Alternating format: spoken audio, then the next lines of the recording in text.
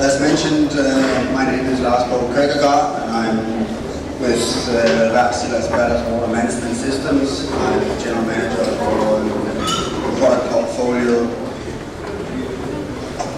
I want to thank the organizers for the invitation, having me here speaking. I want to thank the audience for coming back after a very nice launch and a long day. I know it's hard, so I will crack on. I've already wasted half a minute of my precious 12 minutes on this small talk. Today I'll be covering a little bit about the regulations, the reasons why we're here, probably why most of us are here, what we have on offer that's matching these rules and regulations. Then moving into the last three subjects on my content is probably more open for to date, due to the fact that the business has moved on after the entry into 4 state in September last year. So that will be retrofitting, training, and service support. As most of you is probably aware, I'm not going to dwell too much on this slide, as most of you are aware that the Ballast Water Convention came into force on the 8th of September 2017. This means that ballast water operation is no longer an ad hoc operation. It means that it has to be carefully planned. Vessels has to have a ballast management plan in place. There needs to be a ballast management record book, and the vessel has to be managed at least via the D1 standard and moving into the D2 discharge standards on a later scale. So this means basically that the existing fleet no longer or doesn't have until 2024 of complying to the D2 standards. On a note, new builds have to be compliant with the D2 standards from the day they go into service. On a side note, regardless of the IMO implementation schedule, the US Coast Guard's convention applies and is in place. There's probably there's a lot of these tables that can be Googled and that is in place, and there's probably as many ways of reading these tables as there are lawyers in this room. But mainly it's down to the first renewal survey or second renewal survey. There is a little slight deviance depending on some owners went out and deharmonized the IOPP before the entry into force date of the 8th of September 2017. So there are some situations there where ship owners truly have to be aware of what dates are on those new IOPP certificates. But basically, as you see here, it is potentially an easy overview that the market has been pushed to, let's say, 5 years, with some exemptions in the mix. So why are we here? Within this BWMS, the Ballast Water Management Systems marketplace, there's quite a few stakeholders that has a say. We have the regulators on top here, we have the IMO, and besides that there's also, the longer this drags on, there are regional regulators as well, and in this instance we have the United States. Moving on, we have the shipyards and the installers, there are the owners and the operators and the managers, and of course at the end of the day there are the applications, there are the new builds and the retrofits vessels that needs to install ballast water. So the way Wärtsilä see this, it all boils down to partnership. It all boils down to a peace of mind for the ship owners to do their assessment and to trust the evaluation they have, the outcome of the assessment. So partnership in our mind and peace of mind, the trust part of our mind is of course through life support, 24/7, 365. It's all about risk mitigation, asking the right questions.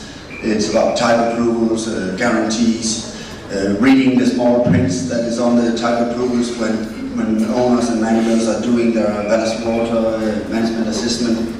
And of course there's also looking into the credible supplier in respect to the financial status of the company, if it's here in the wrong one, because this is a piece of equipment that should last a lifetime together with the vessel.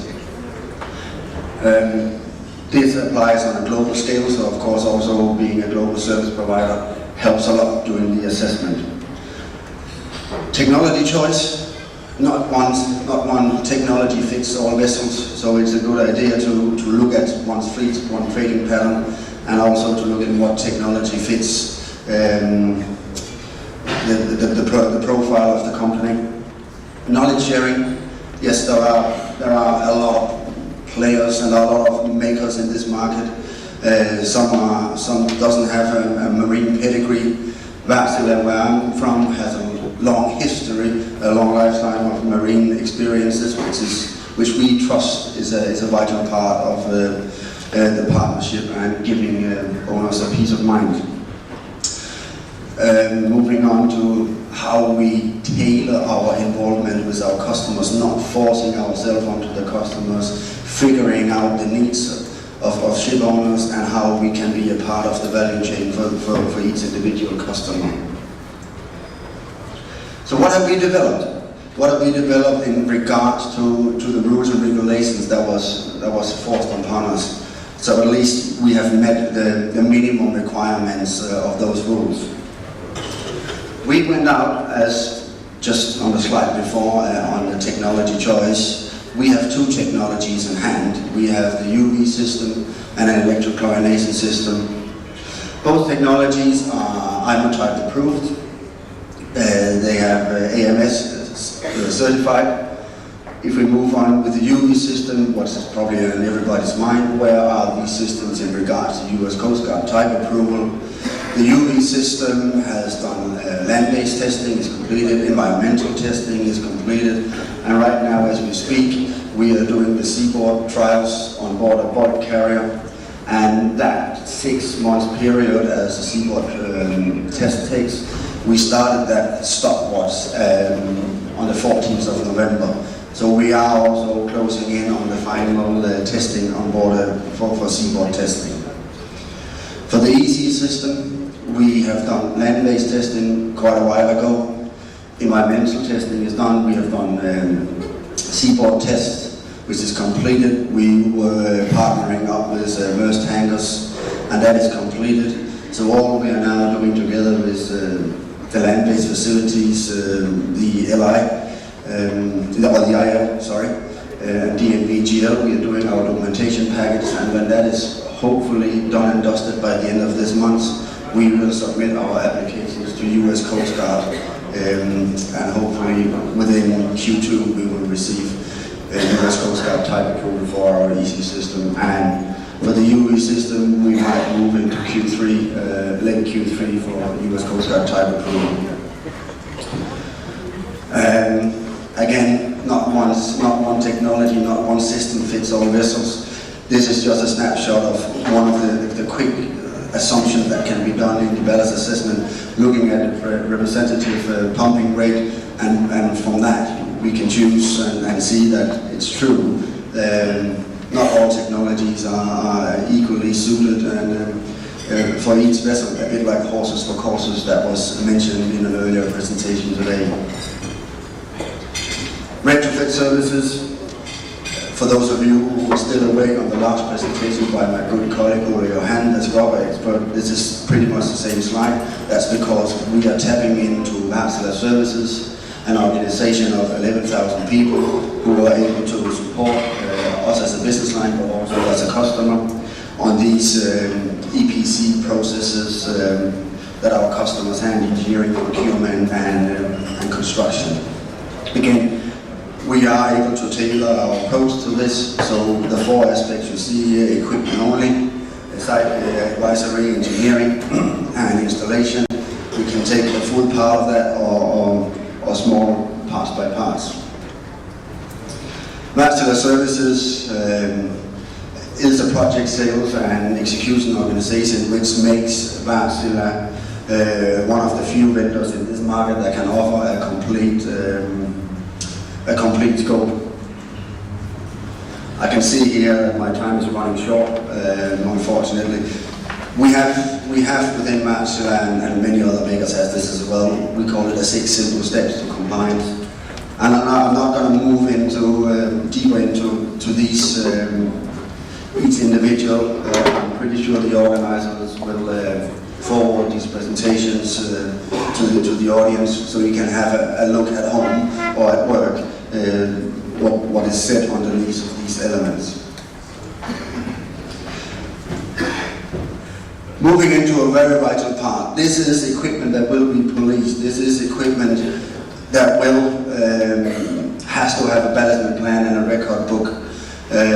So Wärtsilä has developed an online training tool for our customers, the crew, the engineering, the shore-based personnel, which gives a brief introduction to the product itself, moving on to the control philosophies, maintenance and health and safety.